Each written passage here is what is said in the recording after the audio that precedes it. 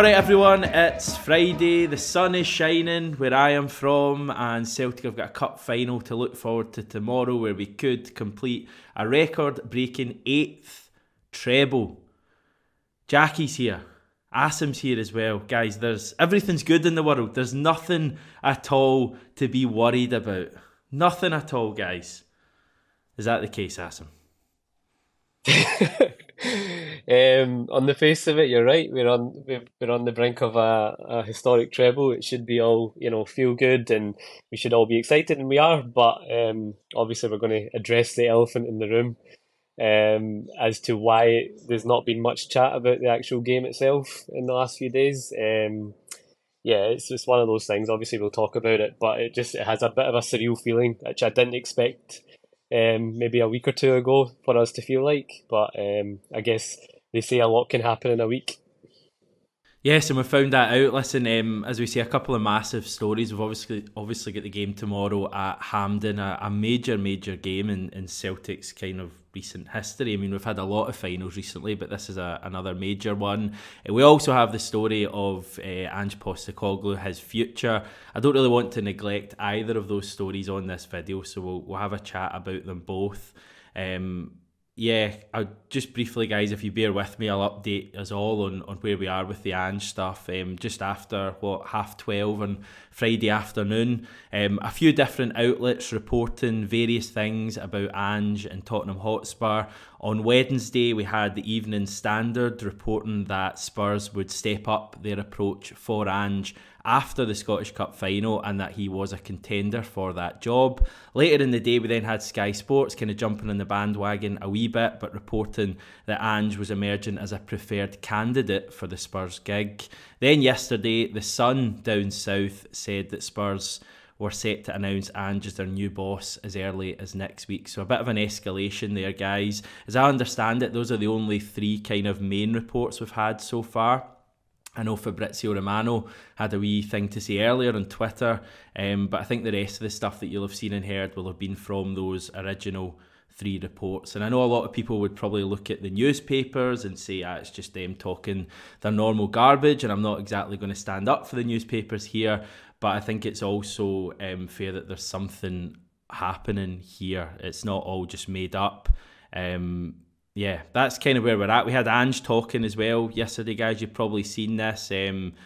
Real kind of lengthy answers there. Not really too different from what he said in the past when the likes of Brighton, Leeds and other English sides have been linked with him. He says he only focuses on what's in front of him, and that is obviously tomorrow's game. He doesn't give much away, Ange. So that's where we're at, Jackie. It's been a frantic couple of days. Everyone's talking about it. What have you made of the chat the past few days? Yeah, I mean, again, it looks that there is serious interest in him for Tottenham. Not a surprise because he's the job he's done, and I think he'll want to get tomorrow out the way first and create a bit of history again. And obviously, then the speculation will go. It'll keep getting bigger and bigger until he either comes out and said he's not interested, or he does leave at this point.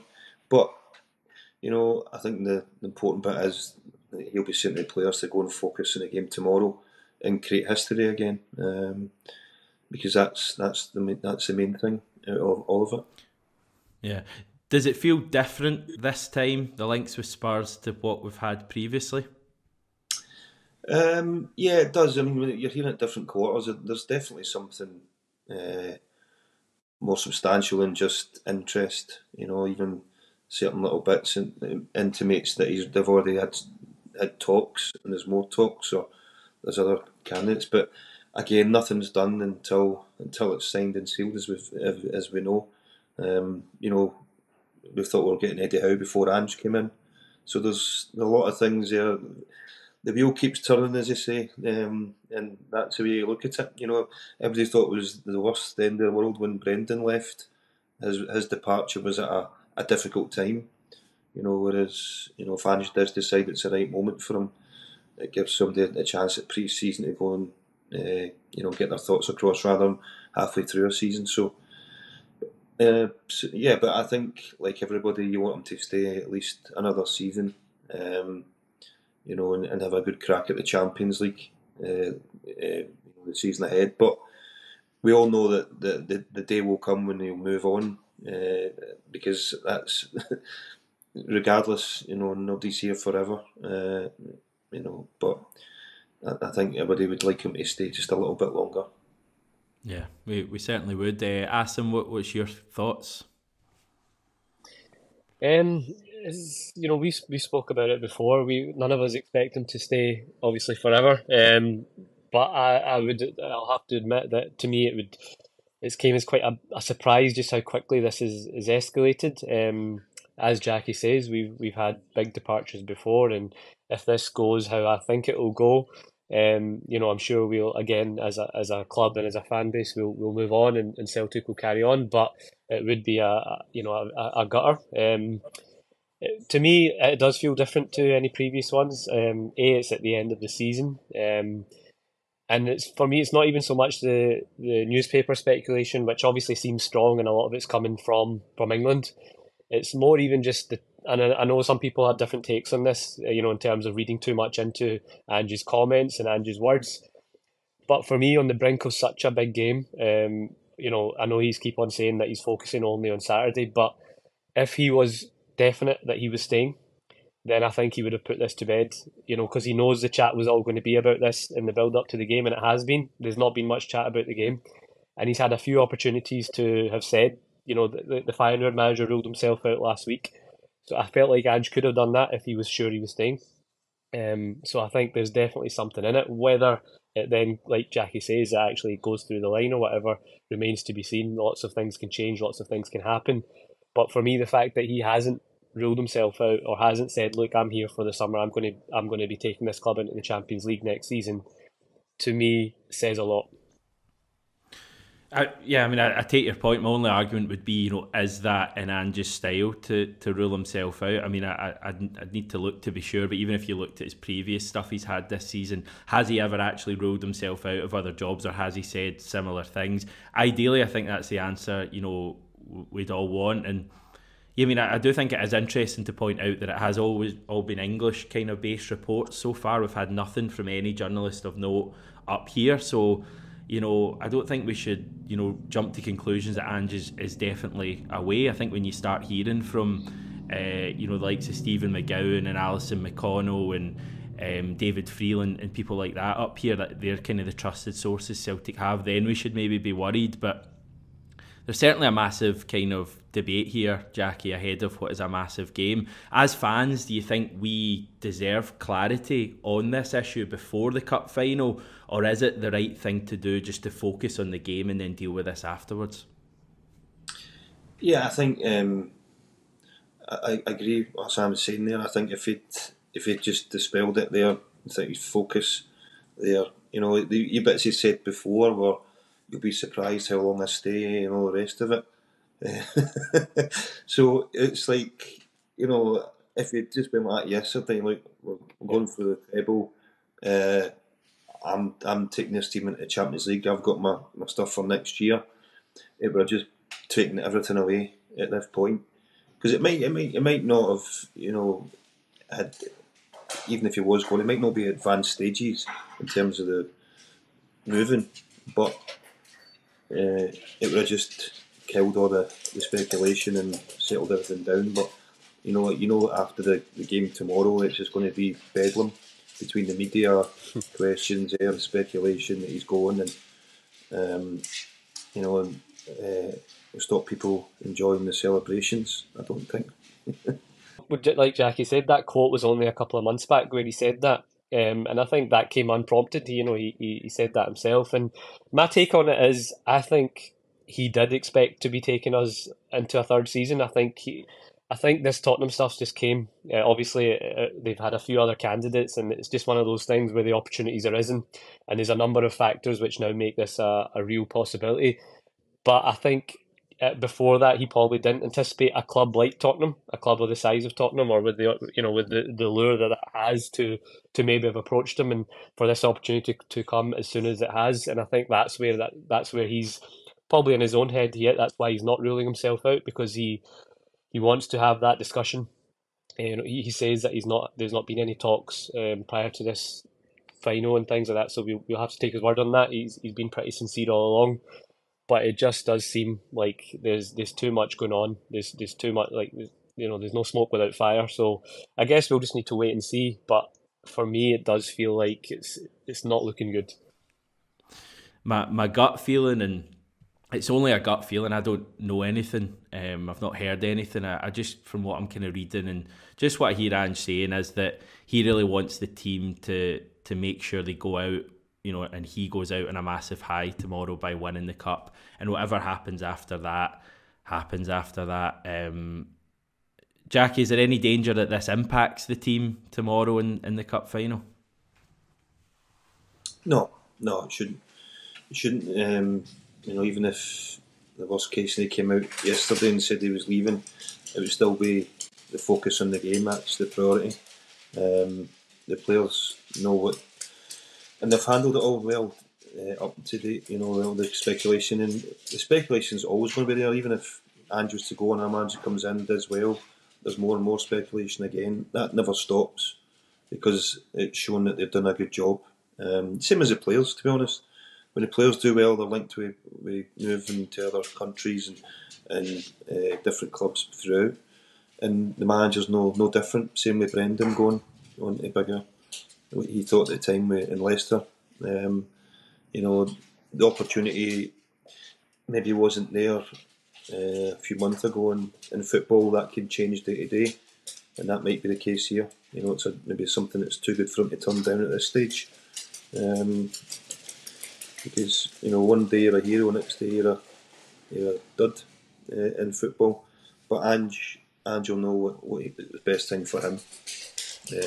But if he is going, hopefully in the back of winning a treble in his second season. Yeah. How do you see it playing out tomorrow, Asim? In terms of the game, and I take it Ange won't say a great deal before the match. I think we'll hear anything, after, if things do go to plan and we win the game, or will it just be a case of us still kind of not really knowing until we maybe see a report on Monday or Tuesday? Yeah, in terms of the game, the players, Alistair Johnson said yesterday, they don't really let any noise come in, and you do kind of believe that. I think they're quite a focused group, and Ange is quite, when he's saying that his full focus has been on the game, I'm sure it has. Human nature, naturally, the players they're not going to be oblivious to all the speculation. They'll know what's going on, but I don't think they'll let that impact their kind of day-to-day training and their focus on making history for themselves as a group. And yeah, I think in terms of the game, I've not got any concerns that it will hamper us or impact us. I'm hoping we'll have more than enough to go and win. And just maybe the general mood just seems maybe a bit more, like you say, a bit more anxious than it would have been otherwise, just because everyone's got this in the back of their mind. I don't think we'll hear anything different from Ange in the build up to the game. Afterwards, he's only human. If he knows it's his last game, you might see a bit of emotion in his kind of general celebrations after the game if we win, as we hope we do. In terms of how his kind of, again, the body language experts will be out and show and trying to read into that, but it's only natural. We're clinging on to, he's been such a big figure for us for the last couple of years. The connection we've got with him is as good as I can remember. So it's only natural that everyone is so consumed with all the chat and everything that's going on. So yeah, it is just a waiting game now, isn't it? I don't think we'll know too much before tomorrow, or even in the immediate aftermath. And then it's just a case of waiting to see what happens after in the days and week to follow, maybe. Right, can we park the chat about Ange then and talk about the cup final tomorrow? Because it's quite a big game. Celtic can win another treble. 8 trebles we'll have, Jackie, if we win tomorrow. Could you ever have imagined, when you guys won, the third one in 01, and obviously we didn't win another until 2016-17, they would be sitting on 7, 1 game away from an 8th in 2023. It's ridiculous. It is. It's mental. It's amazing how quickly it can turn around again. All the years waiting, then it becomes the young kids, the young generation now will be spoiled. Talking about me? Yeah. This is the ones that are millennials. You know, they got spoiled in the last wee while. But no, you've got to enjoy it. You've got to savour it. You know, and it's very good to create that history tomorrow. What does it mean to win a treble as a player, to win every domestic trophy you enter in a season? It's special, I think. You know, as I said, when we won it that year, just Rangers were very strong. They had a convincing win in the league the year before Martin came in. You know, to go through and win the 3 trophies in the style in which we did as well. You know, it was just, I don't think anybody could have predicted that or seen it coming. You know, so strong in that season. But it's just a great feeling at the end of the season. It's a good way to finish the season as champions. Then obviously to win the Scottish Cup at the end of it, send everybody, the fans away for the summer happy. Yeah, we've had plenty of experience of this final game of the season over the last 5 or 6 years, and it just never gets old for me. There's just something so special about, you know, the only game on, you know, in Scotland that day. I was about to say 3 o'clock at Hampden, obviously it's not this year, but just that kind of tradition going into Scottish Cup final. You can be playing anyone, you know, Inverness tomorrow, and I'm just totally buzzing to see this Celtic team with a chance to win another trophy. Close to 90% of the stadium will be supporting Celtic tomorrow, which is crazy when it comes to a cup final. I think Inverness have sold between 6,000 and 7,000 tickets. Most of the rest of the stadium, apart from the wee neutral bits, will be supporting Celtic. We're the champions of Scotland, Jackie, huge favourites. It can't go wrong tomorrow, can it? No, I don't think so. You know, I think Inverness, obviously they've had a good few weeks preparation. Whether that's a good or bad thing, you know, since the last league game. But you know, I think they'll be well organised. And watch them in certain games. Billy have them well organised behind the ball, their shape, and they'll try to frustrate and stay in the game.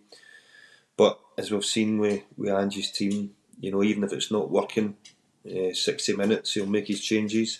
He'll bring fresh players on and they go and attack them again. So I don't think it will be a big scoreline, but I do think it will be still a comfortable win. You know, one-sided game, maybe 2-0. Okay. Because I said 10-0 at first, I think prior to the semi-final. I said if we beat Rangers in the semi, we'll beat either Inverness or Falkirk 10-0. I'll maybe roll that back a wee bit, but we are still waiting on your 10-0, Asim, so maybe tomorrow's the day. I would doubt it though. How are you feeling about it? Yeah, confident obviously. You know, we had that performance last week, which I think we needed just to get everyone kind of buoyed up again and just show why we're champions. And it was a perfect kind of end to the league season. So we're hoping just to carry that on. I don't know what the latest is with the team news. I think Ange said yesterday Kyogo hadn't got it here if you want it. Go for it. So Aaron Moy out, back issue. Kyogo hasn't trained with the group, that's by yesterday, but he was expected to train with the group today. Ange did say they'd leave it up to him. He's a good judge of where his body is at. Alistair Johnson is fine and Haksabanovic is fine. Oh, that's good. Haksabanovic as well, because I wasn't sure about him. Alistair Johnson makes such a difference to the team. We've seen that again at the weekend there. And if Kyogo can play, that'd be brilliant. And I think he recovers well usually from kind of minor knocks, and if Ange's saying they'll leave it up to him, I'd imagine Kyogo's going to say he'll be fine, especially with us obviously having the kind of summer break. I know he's been called up to the Japan squad, so he might factor that into it as well in terms of how long he plays. But yeah, I'm confident. I think as Jackie says, I don't think it will be a big scoreline. I think they'll be stuffy, they'll make it difficult as we'd expect. They'll play on the counter, but I just feel we'll have too much for them. And if we can get an early goal just to settle ourselves in, we've got so many strong options on the bench with the likes of Haksabanovic and Abada. I'm taking Abada's fit because I know he came off at half time. So yeah, we're looking strong again in terms of the squad. And it'll just be a perfect way to end the domestic season. Like Jackie says, we're almost spoilt with how many trebles we've had. You know, you forget there was always the fourth one as well during the COVID season. So it's been a remarkable period of domination. So many good memories and occasions at Hampden, and I just feel like it'll be fitting just to have one more tomorrow, and I think we will. Here's the team I'm going for then. I'm going for Joe Hart in goal, a back four of Alistair Johnson, Carl Starfelt. I'm going for Yuki Kobayashi with him. rather than Iwata, and Greg Taylor at left back. Midfield, McGregor, Hatate, O'Reilly. I'm going for Liel Abada to start on the right, actually. Jota on the left and Kyogo through the middle. I think Ange will probably go Maeda because I think he loves Maeda, but I just thought Abada was brilliant last week against Aberdeen, and having Jota on the left I think is where he's at his best. So that's what I would like to see. Jackie, any kind of arguments here? I mean, one of the debates would be Kobayashi or Iwata. Do you have a preference of who would play centre back between them? I don't think there's much in it between the two of them, to be honest. I agree with your team. I think the only bit would be Abada starting. Probably Jota there, just because I agree with you what you're saying. That Ange seems to favour Maeda. I think he'll start him in the left and then Jota maybe on the right. As I said, 60 minutes or maybe 54 minutes, we'll see changes. Abada will come on. But hopefully Kyogo comes through it. It did look a sore one last week, so hopefully he has a good recovery and he's fit and fighting well for it. I'm quite relaxed about it because I think O is brilliant. I honestly really like O, and I think he's in great form. So I'd rather Kyogo was fit. He scored I think 33 goals this season. I'd love him to hit 35. But if he's not, I'd really like O. I honestly think the guy's going to be sensational next season. Inverness, what do we know about them? Hopefully you've both been doing your research in recent weeks. They finished 6th in the Championship. They actually have lost in the Scottish Cup this season. They went out of the Scottish Cup to Queen's Park, but were then reinstated after Queen's Park fielded an ineligible player. Ewan Henderson, I think it was, from memory, not the Celtic one. They've since beaten Livingston away, which is a good result. We struggled there for years. Killie at home, which is another top flight scalp. And then Falkirk, I think that was 3-0 in the semis at Hampden. Do you know much else about them, Jackie? They've got a few players that we might be familiar with. I know Billy Mackay is their striker. Yeah, I've worked with a couple of the players. Billy Mackay at Dundee United. Sean Welsh had him at Partick Thistle. He released for Hibs as a kid. A good professional. But as I said, they're well organised. They know their jobs. Even watching the Falkirk, I think the people were kind of who was the favourites between them both in that game. But I thought the Falkirk had possession. They were drilled. They knew into their shape and their discipline. I know Celtic's a different animal from Falkirk, but they will try and frustrate. They will try and get everyone behind the ball. So patience is going to be the key word probably from Ange tomorrow with the players. Be patient, move the ball quick as you can, and get them moving. But I don't see any problems, that they would cost us with pace or anything. I don't think they could hurt us with pace through the middle. Set pieces possibly be with their best opportunity from scoring a goal. Apart from that, I don't see any issues. They've certainly never upset us in the cup before, have they? Over the years, certainly we've never ran into any trouble against Inverness. Asim, you any memories? And then I'll ask Jackie if he's got any memories. Yeah, I remember all 3 of their cup shocks against us. The first one was obviously when under John Barnes. I was at that game. That was a horrible one. And then under Martin O'Neill, they had one. I think we were just off the back of maybe winning at Anfield. The Brotto game. Yeah. And they beat us 1-0, I think, up in Inverness. And then obviously the most recent one with the handball gate, which was a sore one as well. I've not seen much of them. I did watch the bits of their game against Falkirk, and they do seem comfortable out of possession. So I think we'll see them kind of be compact and hit on the break. But like Jackie said, I don't think they've kind of got a lot of pace or a kind of an attribute that will cause us a lot of problems. I know we've struggled with maybe a more physical striker in recent weeks with Kobayashi and Iwata, but with the likes of Billy Mackay, I think we'll be okay. He's obviously a good finisher. And I think the key is obviously Angel will be drumming into the players just no complacency, and I don't think we will. I think we'll go in and we'll start fast and try and just get that early goal to because the Inverness's game plan will be to try and keep it tight as long as possible. So I think the early goal could be key for us, and we've just got that much strength and depth that I'm not concerned about it. I'm hopeful we'll get a comfortable victory. Hopefully that's the case. Inverness memories, Jackie. I didn't play in the first one. Right. Well dodged. Well dodged. I actually was playing the original game, and it got cancelled before it because of the wind had done something to one of the bits in the way end. So the game I would have been playing that day, and for some reason I picked up an injury and missed the return game. The second game I played, the 1-0 game with Brotto, I actually missed a chance late on with a header. I should have scored to equalise, but it was just a horrible night up in Inverness. I was under Martin, who wasn't happy at all because we came off a really big win in Europe, I think, just before it, and he'd rested a few players, and then some other lads came in, so he wasn't best pleased, as you can imagine. In the last one, I think had VAR been available at that last one, although you never know. Maybe not. Josh Meekins, wasn't it?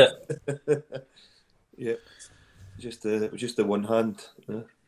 I've never been angrier than leaving Hampden that day. Just fizzing at Celtic as well, because I thought we were quite poor, but I think we're 1-0 up, and then that happened. It should have been a red card, penalty, 2-0. It's over. Craig Gordon gets himself sent off.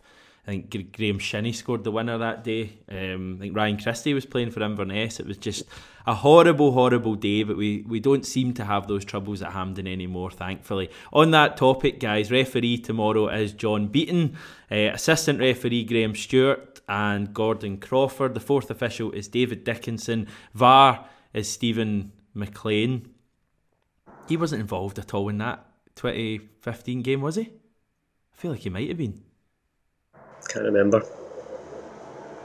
Anyway, and assistant VAR is Gary Hilland. Reminder, it's a 5:30 kickoff live on BBC and Viaplay Sports. And yes, just I can't wait. There's obviously a lot happening at the moment with Celtic, but I'm looking outside and it's sunny. It's to be sunny tomorrow, and I genuinely believe that makes a difference. I've got my hoops looked out for tomorrow, and I'm just going to go and try and have the best day of my life. I just can't wait for it. Like, none of us really know what's going to happen with Ange, whether he's going to stay next season, whether he's going to go this summer. But if he is going to go, and I hope that's not the case, we should just try and enjoy the last match that we have with him. Because you don't want to look back in 20 years' time and kind of wish you hadn't worried during that game about what was going to happen. I think it's been an amazing season. It's been a long season. And tomorrow's kind of the reward for it, and I really do think Celtic are going to go and do the business tomorrow. So yes, I hope you all enjoy yourself. Jackie, Asim, have a great day. That goes for all of you watching as well. Thanks once again for watching, everyone. We'll chat to you after the game.